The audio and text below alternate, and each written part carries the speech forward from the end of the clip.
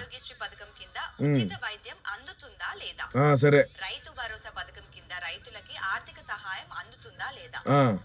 పెద్ద పెద్ద buildings కట్టడమే development కాదు, పేదవాళ్ళకి సమానంగా రిసోర్సెస్ అండ్ ఆపర్చునిటీస్ ఇవ్వడం కూడా సరే. డెవలప్మెంట్. ఓకే, ఇప్పుడు నువ్వు అనిన దానికి నేనేం చెప్తానంటే పెద్ద పెద్ద బిల్డింగ్లు కట్టిన దానికి కాదంటావే.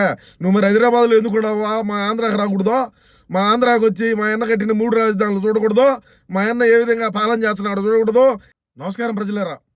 మా ఓడు మా పులివెందుల పులి ఇంకా ఏందిరా స్వామి, ఇంకా ఎవరిని దించలేదే పేడ ఆర్టిస్టులను అనుకుంటా ఉండా. దించినాడియా? టీవీ షోల్లో యాంకర్గా పోయి పనిచేసే వాళ్ళని కూడా పాపం వాళ్ళకి మన ఆంధ్రాలో ఓటు ఉండదు. ఈ హైదరాబాద్లో తెలంగాణలో ఉంటారో, తెలంగాణలో కేసీఆర్ని నాకిచ్చినారో, ఇప్పుడు ఇంకా జగన్ ఆడిపోయినారు వీళ్ళంతా కూడా. సరే, ఆమె ఏం మాట్లాడుతుందో ఇందాం ఒకసారి వినండి మీరు కూడా. ఒక నేషన్ ని షేప్ చేయడానికి ఏపీ ఎలక్షన్స్ వస్తున్నాయి. చాలా మంది ఫస్ట్ టైం ఓట్ చేస్తున్నారు. ఇందాక నేను ఏపీ సీఎం జగన్మోహన్ రెడ్డి గారి సిద్ధం స్పీచ్ విన్నాను. నేను కొన్ని క్వశ్చన్స్ అడుగుదాం అనుకుంటున్నాను. అడుగుమా. నాడు నేడు ప్రోగ్రామ్ తో గవర్నమెంట్ స్కూల్స్ అభివృద్ధి చెందాయా లేదా? సెకండ్ క్వశ్చన్, ఆరోగ్యశ్రీ పథకం కింద ఉచిత వైద్యం అందుతుందా లేదా? సరే. రైతు భరోసా పథకం కింద రైతులకి ఆర్థిక సహాయం అందుతుందా లేదా?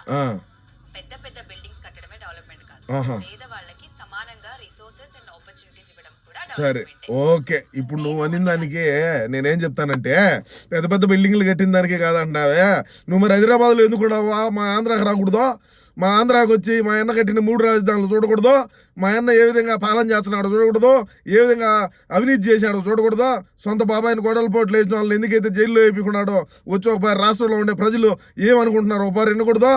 నువ్వు వచ్చి చూడు ఏడ అభివృద్ధి జరిగిందో. నీకు అభివృద్ధి జరిగింది అంటున్నావు కదా, అభివృద్ధి జరిగితే వాళ్ళ ఇంట్లో ఉండే చెల్లెలే ఎందుకు ఆయనకు అడ్డం తిరిగి ఈరోజు మాట్లాడుతూ ఉండదమ్మా? నువ్వు ఊరికే డబ్బు తీసుకొని ఆడాండ తెలంగాణలో హైదరాబాద్లో కూర్చొని మాట్లాడిన పాట రాష్ట్రంలో ఉండే ప్రజలు నేను నమ్మాలనే? జగన్మోహన్ రెడ్డి ఏదో మనకు ఒక్క కేసిట్టు బిస్కెట్లు వేసినాడు, మనం ఏదో ఒకటి మాట్లాడాలి కాబట్టి నువ్వు ఈరోజు మాట్లాడుతూ ఉండవే. నువ్వు మా రాష్ట్రంలోకి వచ్చి చూడు ఏ విధంగా ప్రజలు ఇబ్బంది పడుతున్నారో, ఏ విధంగా పాలన ఉన్నదో, ఏ విధంగా నిరుద్యోగులు ఉన్నారో, ఏ విధంగా వీళ్ళు ప్రభుత్వ ఉద్యోగులకు సకాలంలో జీతాలు పడుతున్నాయా లేదా చూడు. నువ్వు ఊరికే వాడు కూర్చో మాట్లాడుతూ ఉంటే మేము ఇక్కడ ఇంట్రా చేతులు కట్టుకొని వినాలంగా. మీరు చెప్పింది మేము వినాలా, లేకంటే రాష్ట్రంలో ఉండే ప్రజలు మిమ్మల్ని నమ్మాలా? మీరేదో లంగాసోలు, మీరేదో దీంట్లోనూ వాటిలోనూ యాంకర్లుగా పోతూ ఉంటారు. సరే, ఏదో మాట్లాడేది కుళ్ళు జోకులన్నీ వేసుకుంటూ నవ్వుకుంటూ ఉంటారు కాబట్టి ఏదో ప్రజలు చూస్తారు. ఇట్లాంటి మాటలకైనా విన్నారనుకో నీకు ఇంకేమో జరుగుతుందో కూడా మళ్ళీ ఏరేగా ఉంటుంది పరిస్థితి. ఇకనైనా సరే జగన్మోహన్ రెడ్డి ఏదో మనకు కుక్కకేసి టేసినాడని చెప్పి నువ్వు ఊరికే వాస్తవాలు తెలుసుకొని మాట్లాడు. వాస్తవాలు తెలుసుకొని ఉంటే నువ్వు ఈరోజు మాట్లాడుండవు.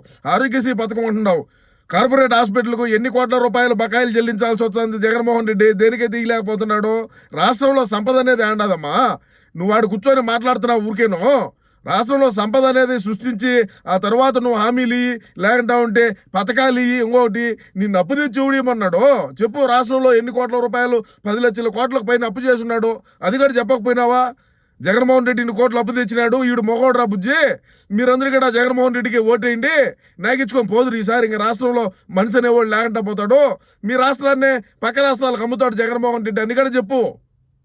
నీకేదో వేసినారని చెప్పి ఈ విధంగా మాట్లాడటం మంచిది కాదు. ఇకనైనా సరే వాస్తవాలు తెలుసుకొని రాష్ట్రంలో ఉండేటువంటి ప్రజానీకం ఏ విధంగా ఇబ్బందులు పడుతున్నారో, జగన్మోహన్ రెడ్డిని గద్దె దించి మనందరం కూడా రాష్ట్రం విముక్తి చేసుకోవాలా, రాష్ట్రాన్ని అభివృద్ధి చేసుకోవాలా, నిరుద్యోగులు లేకుండా చేసుకోవాలా, ప్రతి ఒక్కరు కూడా సంతోషంగా రాష్ట్రంలో ఉండే ప్రజలందరూ కూడా బాగుండాలని మా రాష్ట్ర ప్రజలందరూ కూడా అనుకుంటున్నారు. ఓకే, నీకు ఓటు ఉండదో లేదో బొక్క మాకేం తెలుసు? నీకు ఆంధ్ర రాష్ట్రంలో ఓటు ఉండదా? పోనీ ఏ రోజైనా ఓటు వేసినావా? నువ్వు ఏ రోజైనా ఆంధ్ర రాష్ట్రంలో రాజకీయాల గురించి తెలుసా నీకు? వాడెవడో ఉంటారు బోకు నా కొడుకులు, వాళ్ళు ఇచ్చిన పేపర్ దాన్ని బట్టి కొట్టి నువ్వు ఈరోజు కెమెరా ముందుకు వచ్చి మాట్లాడటం అనేది మంచిది కాదు.